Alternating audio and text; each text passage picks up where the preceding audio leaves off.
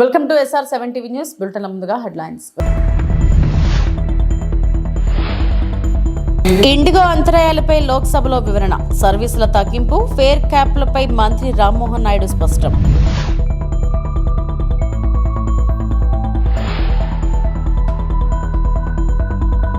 ఇందిరమ్మ చీరలో global summit కు హాజరైన మంత్రి కొండా సురేఖ ప్రభుత్వ సంక్షేమ కార్యక్రమాలపై స్పష్టం.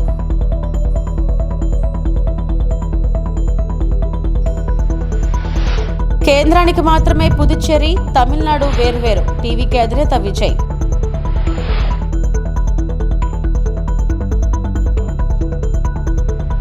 ఇండిగో విమానాల అంతరాయంపై లోక్సభలో మంత్రి రామ్మోహన్ నాయుడు స్పందన. ఇండిగో విమాన సేవల్లో వచ్చిన అంతరాయాలపై పౌర విమానయాన మంత్రి రామ్మోహన్ నాయుడు లోక్సభలో ప్రకటన చేశారు. ఇటీవల ఇండిగోలో వరుసగా చోటు చేసుకున్న ఆలస్యాలు, రద్దులు దేశవ్యాప్తంగా వేలాది మంది ప్రయాణికులను ఇబ్బందులకు గురిచేసిన సంగతి తెలిసిందే. మంత్రి వివరించిన ప్రభుత్వ చర్యలు. ఇండిగో నిర్వహిస్తున్న విమానాల్లో 5% సేవలను తగ్గించాల్సిందిగా ఆదేశాలు. ప్రయాణ ఛార్జీలు నియంత్రణలో ఉండేలా ఫేర్ క్యాంపులు అమలు. విమానాశ్రయాల్లో ఆన్ గ్రేడింగ్, మానిటరింగ్ బలపరచడం. ఇబ్బంది పడ్డ ప్రయాణికులకు తక్షణ సహాయం అందించేందుకు సపోర్ట్ టీంలు ఏర్పాటు. ప్రయాణ రద్దులను దృష్టిలో ఉంచుకొని టికెట్ల రిఫండ్లు, హోటల్ వసతి, క్యాబ్ సదుపాయం, సామాను రిటర్న్ వంటి సేవల కోసం ఇండిగో ఇప్పటి వరకు 827 కోట్లు తిరిగి చెల్లించిందని మంత్రి తెలిపారు. నేటి పార్లమెంటరీ చర్చ ప్రధానంగా భారతదేశ విమానయాన రంగంలో జవాబుదారీతనం, పరిపాలనా పారదర్శకత మరియు సజావుగా కార్యకలాపాల నిర్వహణపై దృష్టి పెట్టింది.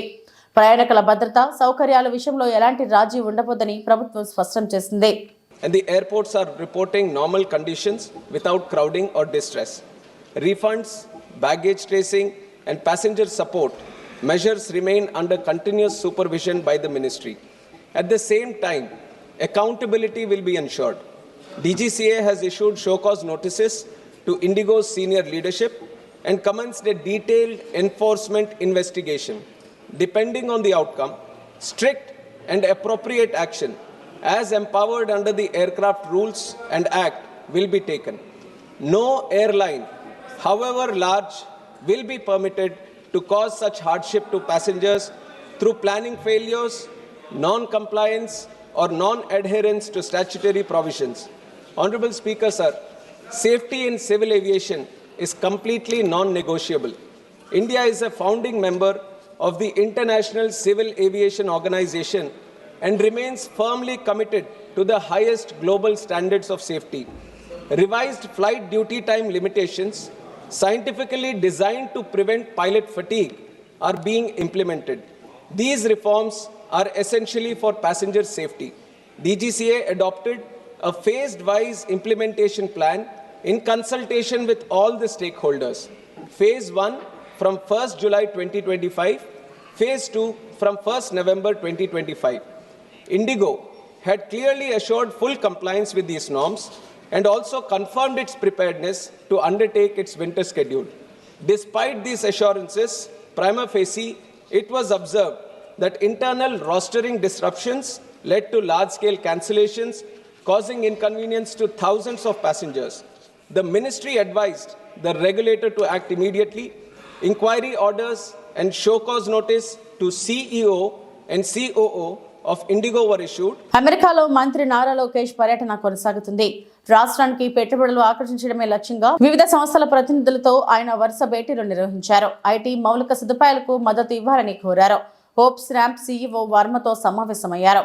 అమరావతిలో డిజైన్ మరియు ఇన్నోవేషన్ అకాడమీ ఏర్పాటు చేయాలని కోరారు. Autodesk chief technologist Dev Patel తోనూ భేటీ అయ్యారు. ఏపీలో US పెట్టుబడులకు సహకారం అందించాలన్నారు.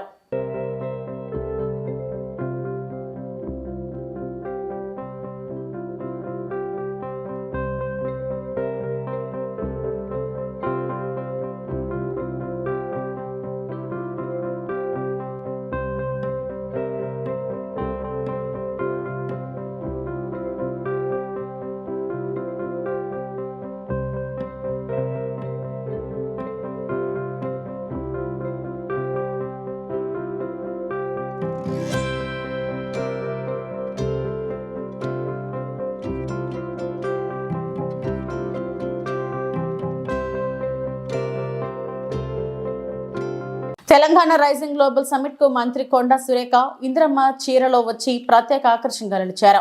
తెలంగాణ మహిళల కోసం ప్రభుత్వం ప్రతిష్టాత్మకంగా ఇంద్రమ్మ చీరలను అందజేసే కార్యక్రమం చేపట్టిందని చెప్పారు. ఫ్యూచర్ సిటీ వేదికగా జరుగుతున్న గ్లోబల్ సమిట్ కు ఆమె హాజరయ్యారు. ఈ సందర్భంగా మీడియాతో మాట్లాడారు. తెలంగాణ రైజింగ్ గ్లోబల్ సమిట్ భారీ స్థాయిలో నిర్వహిస్తున్నామని, భారత రాష్ట్ర సమితి పార్టీ అనవసర విమర్శలు చేయడం సరికాదని కొండా సురేఖ అన్నారు. ఇంద్రమ్మ చీర అండి, ఇది బతుకమ్మ చీర కాదు. పోయిన వాళ్ళు బతుకమ్మ చీర అని చెప్పి అతి చక్త అంటే చీప్ క్వాలిటీ సూరత్ నుంచి కిలోల లెక్కలు తెచ్చి ఇక్కడ నేత కార్మికుల పొట్టలు కొట్టి అవి ఇష్టానుసారంగా డబ్బులు ఖర్చు పెట్టి ఇచ్చారు, కానీ అప్పుడు ఎవరు కూడా కట్టుకోలేదు. ఇప్పటికీ కూడా మా వరంగల్లో డంప్ చేసిన స్టాక్ ఇంకా అట్లాగే ఉంది, తీసుకోలేదు. తీసుకున్నవి కూడా కాలబెట్టారు, వాళ్ళు కట్టుకోలేదు. మరి అది అప్పుడు చాలా కామెంట్స్ వచ్చాయి, మీరు కట్టుకుంటారా, మీ భార్యలు కట్టుకుంటారా, మీ తల్లి వాళ్ళు కట్టుకుంటారా అనేటువంటి విధంగా ఆ రోజు ప్రజలు తిట్టారు. అయితే ఈ 2 సంవత్సరాలు కూడా మనం ఇవ్వలేదు అని మమ్మల్ని బదనాం చేశారు. కానీ మరి ఇందిరమ్మ రాజ్యం నడుపుతా ఉన్నాం. సోనియమ్మ ఈరోజు మాకు తెలంగాణ ప్రకటించిన రోజు. ఆమె యూపీఏ ప్రభుత్వంలో ఉన్నప్పుడు కూడా నిరుపేదల కోసం ఆమె ఎన్నో సేవలు చేసింది. ఇందిరాగాంధీ గారు కూడా ప్రతి క్షణం నిరుపేదల సంక్షేమమే ధ్యేయంగా ఆమె ముందుకెళ్ళింది. కాబట్టి ఆమె పేరిట ఈ చీరలు ఇవ్వాలని మన నేతన్నలతోటే నేయించి ఇవ్వాలనే లక్ష్యంతో ఆర్డర్ ఇవ్వడం వలన, వాళ్ళు నేయడం లేట్ అవ్వడం వలన మేము అనుకున్న సమయంలో ఇవ్వలేకపోయాము. మొన్న సీఎం గారు ఇది ఓపెన్ చేసిన రోజు చెప్పారు, 65 లక్షల చీరలు తయారైనాయి. రూరల్ ఏరియాలో ఉన్న ప్రతి మహిళకు కూడా ఇవ్వడం జరుగుతుంది. మళ్ళీ నెక్స్ట్ విడత ఫిబ్రవరి 6 మార్చిలో 2వ విడత అర్బన్ ఏరియాలో ఇవ్వడం జరుగుతుంది అని చెప్పాం. ఆ రోజు మా సీఎం గారు కూడా చెప్పారు, మంత్రులు కట్టుకోవాలి, మంత్రుల భార్యలు కూడా కట్టుకోవాలి. అందుకని మేము ఈరోజు ఈ గ్లోబల్ సమ్మిట్కే నేను ఈ చీర కట్టుకురావాలి అని చెప్పి ఆలోచనతోటి ఈరోజు సోనియమ్మ పుట్టినరోజు సందర్భంగా ఈ సమ్మిట్లో ఈ చీర కట్టుకొని రావడం జరిగింది. వాళ్ళు నిన్నటి నుంచి చేస్తూనే ఉన్నారు. వాళ్ళకు కడుపు మంట, ఏం చేస్తామండి పాపం, వాళ్ళకు చేయడానికి చేతగా లేదు. చేసిన వాళ్ళని చూస్తే ఓరవడం చేతనవుతలేదు. మెచ్చుకోకపోయినా పర్లేదు, కానీ విమర్శించకుండా ఉంటే చాలు. ఇది మా కోసం కాదు కదా చేసేది. ఈరోజు లక్షలాది కోట్లాది రూపాయల పెట్టుబడులు వస్తున్నాయి. పెట్టుబడులు వస్తే ఎవరు, రేవంత్ రెడ్డి ఇంట్లో పెడతాడా, మా ఇంట్లో పెడతారా, మా మంత్రుల ఇళ్లలో పెట్టుకుంటామా? కంపెనీలు, ఇండస్ట్రీలు ఇవన్నీ వచ్చినప్పుడు ఎవరికి లాభం జరుగుతుంది? ఇక్కడ ఉన్న యువతకు ఉద్యోగం దొరుకుతుంది, నిరుద్యోగులు ఈరోజు బాగుపడతారు. ఇంకా ఎక్కువ మంది కూడా మరి మనకి ఇక్కడ రెవెన్యూ పెరుగుతుంది. మన తెలంగాణ ఒక మంచి ధనవంతమైన దేశంలో గుర్తింపు పడుతుంది. ప్రపంచ వ్యాప్తంగా కూడా దీనికి ఒక ప్రత్యేక స్థానం వస్తుంది. ఆ విధంగా ముఖ్యమంత్రి గారు ఆరాట పడుతూ ఇంత పెద్ద ఎత్తున ఈ సమ్మిట్ను చేస్తే దాన్ని అంత ఈజీగా ఒక ఏదో కరివేపాకుని తీసిపారేయడం వాళ్ళ విఘ్నతకే వదిలేస్తా ఉన్నారు. కరూర్ తొక్కిసలాట ఘటన అనంతరం టీవీకే అధినేత విజయ్ మొదటిసారి ప్రజల ముందుకు వచ్చారు. పుదుచ్చేరిలో నేడు నిర్వహించిన బహిరంగ సభలో ఆయన పాల్గొన్నారు. సభలో విజయ్ మాట్లాడుతూ కేంద్ర ప్రభుత్వానికి మాత్రమే పుదుచ్చేరి, తమిళనాడు వేర్వేరని, కానీ తామంతా కలిసే ఉన్నామన్నారు. పుదుచ్చేరికి మద్దతు ఇవ్వడం తన బాధ్యత అని పేర్కొన్నారు.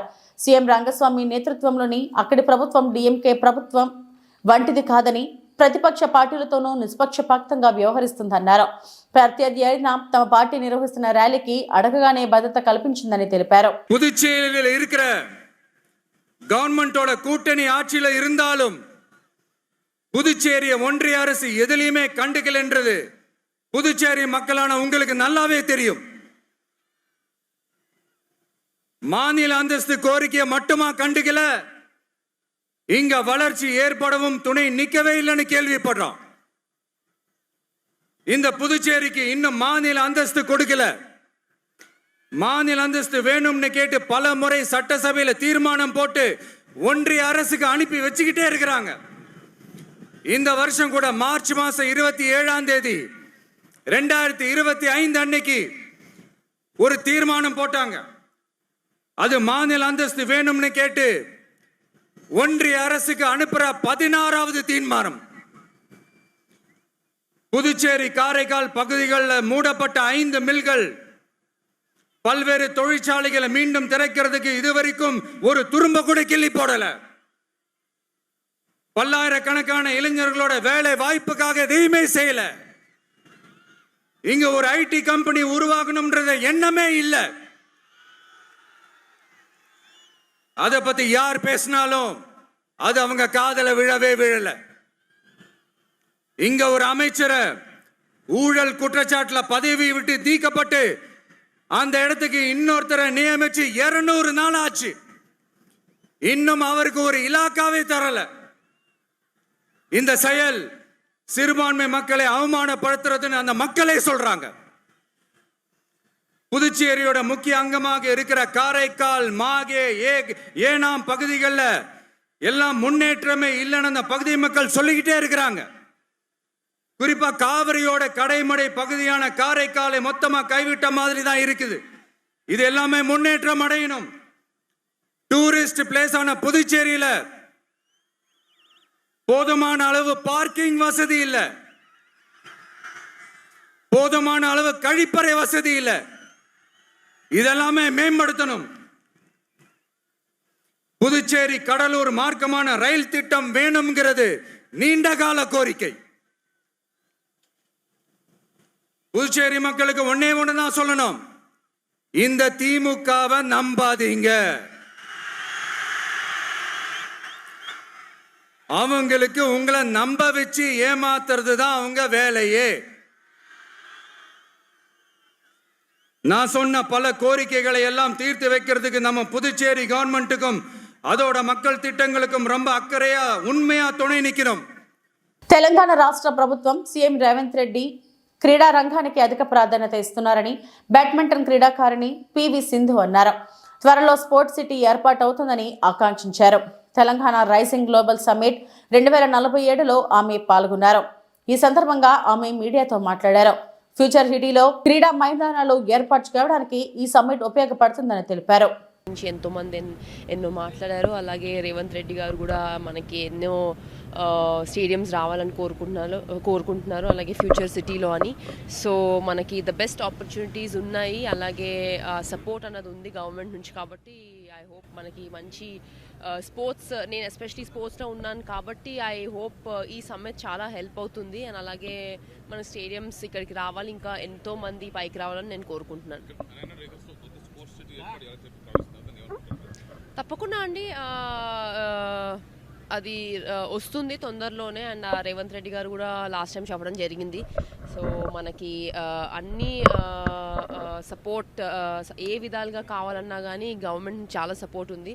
సో ఐ హోప్ మనకి బెస్ట్ సపోర్ట్ సిస్టమ్ అండ్ అలాగే స్పోర్ట్స్ సిటీ రావాలని నేను కోరుకుంటున్నాను. ఇంపాక్ట్ ఎట్లా ఉంటుంది అనుకుంటున్నారు తెలంగాణకి? ఈరోజు స్పోర్ట్స్ విషయంలో కూడా, స్పోర్ట్స్ రంగంలో కూడా ఎంఓయూ చేర్చుకోవాలనుకుంటున్నారు. ఇంకా ఏ రంగాలకి ఎట్లా చేయాలనుకుంటున్నారు?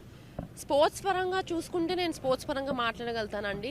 డెఫినెట్గా డిఫరెంట్ పరాలుగా చూసుకుంటే చాలా ఎక్స్పర్ట్స్ ఉన్నారు దానికి. స్పోర్ట్స్ పరంగా చూసుకుంటే మనకి డెఫినెట్గా ఎంతో ఆపర్చునిటీస్ ఉన్నాయి.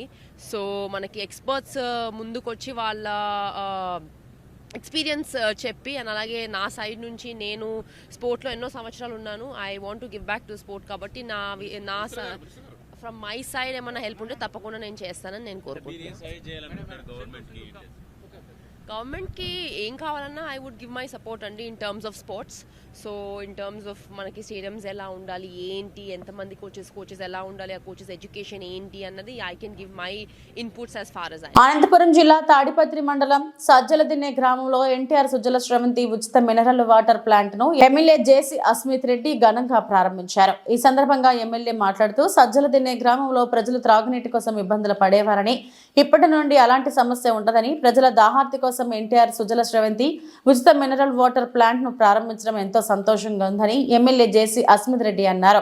గత వైసీపీ ప్రభుత్వం కంటే కూటమి ప్రభుత్వంలోని గ్రామాలు అభివృద్ధి చెందుతున్నాయని ఎమ్మెల్యే తెలిపారు. ఈ కార్యక్రమంలో గ్రామ టీడీపీ నాయకులు కేశవరెడ్డి, దుబ్బన్న, కుమ్మరి సుబ్బయ్య ఇంకా తదితరులు పాల్గొన్నారు.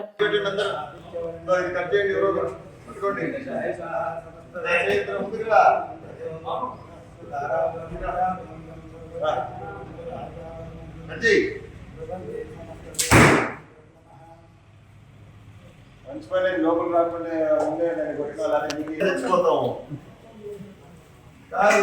ఎంతైందంటే రిపేర్ మొత్తము కానీ కనీసం తొందర కానీ వీడుందా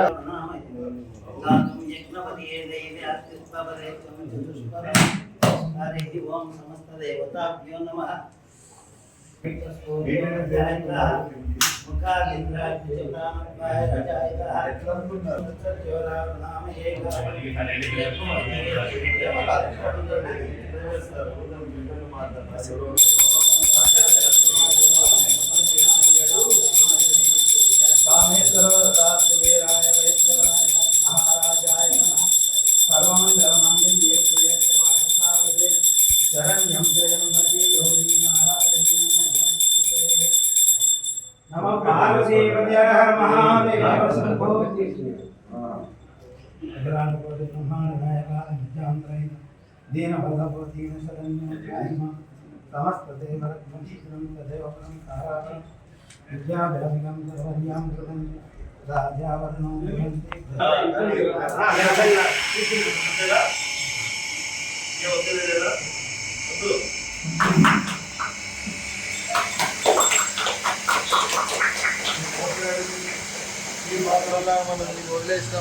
అనంతపురం జిల్లా తాడిపత్రి మండలం సజ్జలదినే గ్రామ సచివాలయంను ఎమ్మెల్యే జేసీ అస్మిత్ రెడ్డి మంగళవారం ఉదయం ఆకస్మికంగా తనిఖీ చేశారు. ఈ సందర్భంగా సచివాలయ ఉద్యోగులతో ఆయన మాట్లాడుతూ సమయపాలన ఖచ్చితంగా పాటించాలని, గ్రామాలలోని ప్రజలకు పథకాల గురించి వివరించాలని, అర్హులైన ప్రతి ఒక్కరికి లబ్ధి చేకూరేలా చూడాలని, ప్రజలతో సచివాలయ ఉద్యోగులు మమేకం కావాలని ఆయన ఉద్యోగస్తులకు సూచించారు.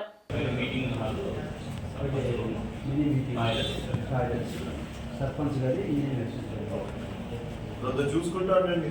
ఎందుకంటే మీరు ప్రజలు వచ్చినప్పుడు లేరు నాలుగు మాట కొన్ని పంచాయతీ ఆఫీసులు నాకు వస్తాను నేను ఉండట్లేదు అనేసి దయచేసి ఉంటాను. మన డ్యూటీనే ఇది. అర్థమైందా? అందరు వస్తా ఉండండి రెగ్యులర్గా. ప్లీజ్ మెయింటైన్ చేయండి టైం కూడా. మిమ్మల్ని ఓవర్ టైం చేయమని నేను చెప్పట్లా. మీ టైంకి మీరు వెళ్ళిపోయినా ఇబ్బంది లేదు, కానీ మీ వర్కింగ్ అవర్స్ మాత్రం దయచేసి ఉండండి. మీరు విలేజెస్ చూడండి, మీరు ఐడెంటిఫై చేస్తే కదా మాకు తెలిసేది, లేకపోతే మాకు ఎక్కడ నుంచి వస్తాయి. రోజు తిరగమని లేదు, 2 weeks ఒకసారి తిరగండి. No problem. Otherwise this no point కూడా దాదాపు అందరూ పనులకు పోతారు. వాళ్ళు పనులు వేసుకొని ఇక్కడ వచ్చి కూర్చోవాలంటే కూడా ఇబ్బంది. వాళ్ళ పైన ఇబ్బంది, కానీ నేను కూడా చాలా మ్యాక్సిమం అందరికి చెప్తాను, మీ పని మీరు వీలు చేసుకొని మా దగ్గరకు వస్తూ ఉంటారు. అయినా కూడా నా రిక్వెస్ట్ ఏంటంటే దయచేసి పెట్టినారంటే మీరు 2 weeksలో పూరంతా అయిపోతుంది. మీరేం రోజంతా కూడా పెడతారు కదన్నా, ఒక అర్ధగంట కేటాయించండి. కనీసం మనం తెలుసుకోవచ్చు వాట్ ఇష్యూస్, ఎస్పెషలీ విలేజెస్. మీ అందరికీ తెలిసింది, మనంతా పల్లెల నుంచి వచ్చిన వాళ్ళు ఎంత డర్టీగా ఉంటాయి. మనకు ఒక అవకాశం క్లియర్ చేసుకోవాలి. సో మీ విలేజెస్ని మీరు ఊహించుకోండి. సో అట్లా మీరు ప్రతి ఒక్క దగ్గర ఎగ్జాంపుల్ సెట్ చేస్తే ఆటోమేటిక్గా అక్కడ ఉండేటువంటి మన విలేజ్ వాళ్ళు చేసిన ఎగ్జాంపుల్ కొంచెం ఓపిక చేసుకొని దయచేసి విజిట్ చేయండి. ఎలా వస్తుందంటే పెడతా ఉంటారు. మీరు ఏం వెల్ఫేర్ వాళ్ళు అదే మరి ఇప్పుడు యూజెస్ అని అడుగుతున్నారు. ఎవరైనా వాడతారా దాన్ని? కమ్యూనిటీ వాళ్ళు లాగా లేదు, వెల్ఫేర్ వాళ్ళు వాడతారు.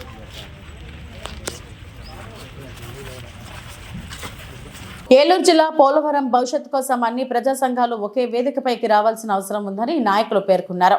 అంబేద్కర్ సెంటర్లో జరిగిన సమావేశంలో సాధన సమితి నాయకులు, కాంగ్రెస్ కోఆర్డినేటర్ బండి విజయభాస్కర్ పాల్గొన్నారు.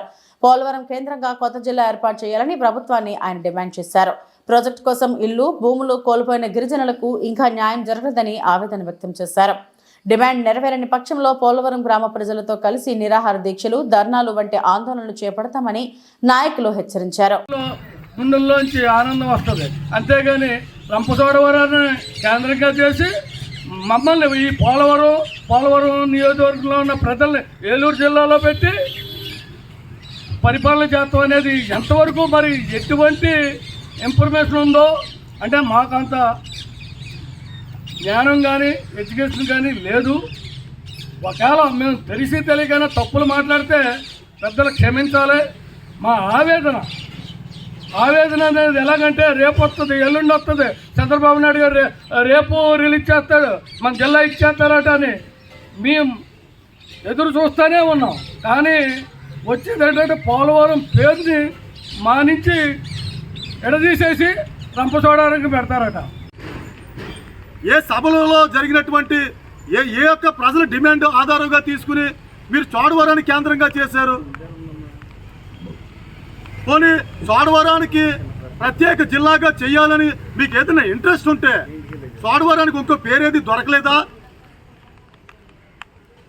మీరు గతంలో చెప్పినట్టుగా పోలవరం నియోజకవర్గంలో అలాగే ముంపు గ్రామాల్లో గోదావరికి అవతల ఇవ్వతున్నటువంటి ముంపు గ్రామాలన్నింటినీ కూడా ఒక యూనిట్గా తీసుకుని కేంద్రంగా చేయటానికి మీకు మనసు అంగీకరించట్లేదా?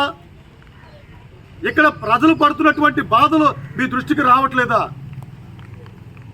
ఇక్కడ ప్రజా సంఘాలు గొంతు విప్పునా, పార్టీలన్నీ ఒకే దాడి మీదకి వచ్చి మీకు మాట్లాడుతున్నా, మీకు సర్వేలు మీ చెవుల్లో ఊదరగొట్టినా,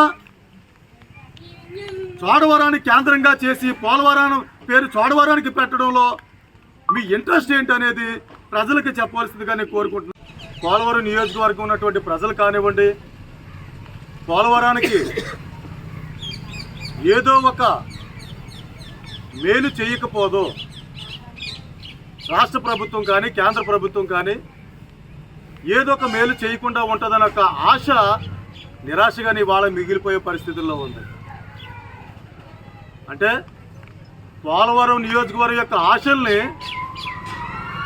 గత ప్రభుత్వం చేసినటువంటి సీఎం జిల్లేడు పుల్లలతో కాలిస్తే ఇప్పుడున్నటువంటి చంద్రబాబు నాయుడు గారు మిమ్మల్ని గంధపు చెక్కలతో కాలుస్తానని, మిమ్మల్ని విలువగా గంధపు చెక్కలతో కాలుస్తానని ఆయన ఇటువంటి నిర్ణయాలు తీసుకుంటాడేమో అని నాకు అనిపిస్తుంది. ఎందుకు ఈ మాట చెప్తున్నానంటే ప్రజల అభిప్రాయం తీసుకుని జిల్లాను ఏర్పాటు చేయాలి. గ్రామ సభలను పెట్టి వాళ్ళ ప్రజలకు అభిప్రాయం తీసుకోవాలి. ఇంటెలిజెన్స్ యొక్క రిపోర్ట్ని తీసుకుని మీరు ప్రజల రిపోర్ట్ని ఇన్సెలిజెంట్ రిపోర్ట్ని అనంతపురం నగరంలోని టౌన్ బ్యాంక్ కోఆపరేటివ్ కార్యాలయంలో town bank chairman JL Murali press meet. తనపై వస్తున్న భూ కబ్జా ఆరోపణలు అవాస్తవం. సోమనాథ్ నగర్లో 2019 డిసెంబర్లో 126వ సర్వే నెంబర్లో 8 సెంట్లు కొన్నా. ఆ భూమిని 1990లో నాకు అమ్మిన వారు కొన్నారు. వాళ్లతో నా భార్య పేరుతో కొన్నా. డీడీ రూపంలో నగదు చెల్లించా. దాదాపు 3.5 లక్షల రూపాయలు స్టాంప్ డ్యూటీ కట్టా. ఇప్పటి వరకు ఈసీ నా భార్య పేరుతోనే వస్తుంది. మున్సిపాలిటీకి ట్యాక్స్ కూడా కడుతున్నా. బిల్డింగ్ కట్టడానికి పర్మిషన్కి కూడా దరఖాస్తు చేశా. కోట్ల రూపాయలు టర్నోవర్ జరుగుతున్న టౌన్ బ్యాంకుకు రెండోసారి చైర్మన్ అయ్యాను. ₹1 కూడా మోసం చేయడం లేదు. చేస్తే నా కాలర్ పట్టుకొని అడగండి. రమేష్ అనే వ్యక్తి ఓ యూట్యూబ్ ఛానల్ పెట్టి బ్లాక్మెయిల్ చేస్తున్నాడు. రమేష్పై పోలీసులకు ఫిర్యాదు చేస్తా, పరువు నష్టం దావా వేస్తా. తనను డబ్బులు ఇవ్వమని బెదిరించాడు. ఇవ్వనని చెప్పినందుకే ఆరోపణలు. తననే కాదు, బియ్యం వ్యాపారం చేసే మరో 2తో నెల లక్షల రూపాయలు వసూలు చేశాడు. జిల్లా ఎస్పీని కలిసి యూట్యూబ్ ఛానల్ నడుపుతున్న రమేష్పై ఫిర్యాదు చేస్తా అని ఆయన అన్నారు. పత్రికా మిత్రులందరికీ కూడా నమస్కారం. నేను పిలవగానే మా ఆహ్వానాన్ని మన్నించి ఇంతమంది ఇచ్చేశారు. మీ అందరికీ కూడా పేరు పేరున మనస్ఫూర్తిగా స్వాగతం తెలియజేస్తూ,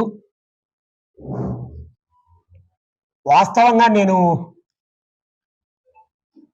నిన్నటి రోజు ఒక యూట్యూబ్ ఛానల్ అనుకుంటా, TV6 అని, అందులో నా పేరు పెట్టాడు. జేఎల్ మురళీధర్ అనే పేరు పెట్టి తెలుగుదేశం పార్టీ రాష్ట్ర నాయకుడు, భూ కబ్జా చేశాడు, వంకలను ఆక్రమించాడు, ఈయన పైన తెలుగుదేశం పార్టీ చర్యలు తీసుకోవాలా, చంద్రబాబు నాయుడు గారు చర్యలు తీసుకోవాలా అంటూ ఆయన ఒక కథనాన్ని నా మీద పెట్టాడు. మరి ఈ విషయాన్ని చిన్నదే అయినా ఒక ప్రజాప్రతినిధిగా, ఈ సమాజంలో ఒక గౌరవం ఉన్నటువంటి వ్యక్తిగా, ప్రజలకు బాధ్యత వహించాల్సినటువంటి ఒక నాయకుడిగా నేను ప్రజలందరికీ కూడా సమాధానం చెప్పాల్సినటువంటి అవసరం ఉందని ఈరోజు పత్రికా సమావేశాన్ని నిర్వహించడం జరుగుతోంది. మరి నేను ప్రతి ఒక్క వాటికి కూడా ఎవిడెన్స్ చూపిస్తూ నేను మీకు చెప్పాలనుకుంటున్నా. ఏదో నేను అతను చెప్తానే నేను భూ కబ్జాదారున్నాను లేకపోతే వంకలను ఆక్రమించానో కాకుండా ఈ సమాజాన్ని గౌరవించే వ్యక్తిగా, ఈ సమాజానికి ఒక నాయకుడిగా నేను బాధ్యతగా వ్యవహరించాల్సినటువంటి పరిస్థితి ఉంది కాబట్టి ఈరోజు నేను తెలియజేస్తున్నా. నేను సోమనాథ్ నగర్లో 8.25 సెంటుని 2018 డిసెంబర్ 15వ తారీఖున నేను రిజిస్టర్ చేసుకోవడం జరిగింది. ఇది సర్వే నెంబర్ 126. ఈ 126 సర్వే నెంబర్లో దాదాపు 46 ఎకరాలు ఉంది. ఈ 46 ఎకరాలు కూడా ఇది ఏం డీసీ ల్యాండ్ కాదు, ప్రభుత్వ భూమి కాదు, ఇది బంజరు భూమి కాదు, లేదా వంక పొరంబోకు కాదు. మరి నేను వడ్డర్లతో కొన్నా దీన్ని. వారు 1990లో వారు కొన్నారు. 1990లో అంటే నేను కొనేటప్పటికీ 28 సంవత్సరాలకు ముందే ఈ స్థలాన్ని రిజిస్టర్ చేసుకున్నారు వాళ్ళు. వాళ్ళు భూమి ఓనర్లతో కొంటే వారితో నేను నా భార్య పేరు మీద కొన్నా. ఆ రోజు కొన్నప్పుడు కూడా దాదాపు ఈ వడ్డర్లకు అన్ని డీడీలు ఇచ్చా. ప్రతి ఒక్కటి కూడా డీడీలు ఉన్నాయి. ఈ డీడీ రూపంలో వారికి చెల్లించాను. బ్లాక్ మనీ కాదు, వైట్ మనీనే. డీడీ రూపంలో